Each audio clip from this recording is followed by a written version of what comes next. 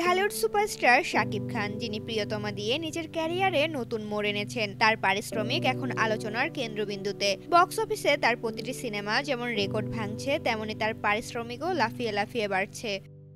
Corona পরবর্তী সময়ে শাকিব খানের ক্যারিয়ারে কিছুটা স্থবিরতা এলেও প্রিয়তমা সিনেমার মাধ্যমে তিনি দুর্দান্তভাবে ফিরে আসেন। এরপর একই পরিচালকের সঙ্গে কাজ করা রাজকুমারের জন্য তা এক লাফে বেড়ে দাঁড়ায় ৬৫ লাখ টাকায়।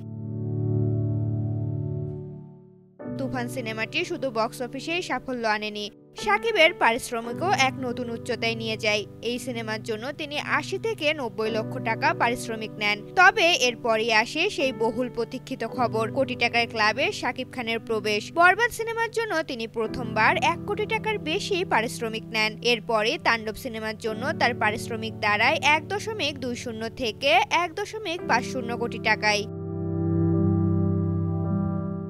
বর্তমানে শাকিব খানের পারিশ্রমিক নিয়ে নতুন গুঞ্জন উঠেছে। শোনা যাচ্ছে তার আসন্ন সিনেমা প্রিন্সের জন্য নাকি তিনি ২ কোটি টাকার কাছাকাছি পারিশ্রমিক নিচ্ছেন। শুধু তাই নয়, তরুণ নির্মাতা শাকিব ফাহাদের সোলজার সিনেমার জন্য তিনি প্রায় ২ কোটি টাকা পারিশ্রমিক নিচ্ছেন বলেও শোনা যায়।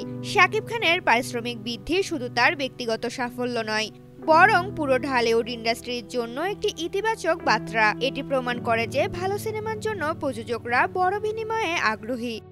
ঋতুপর্ণা, জনকণ্ঠ।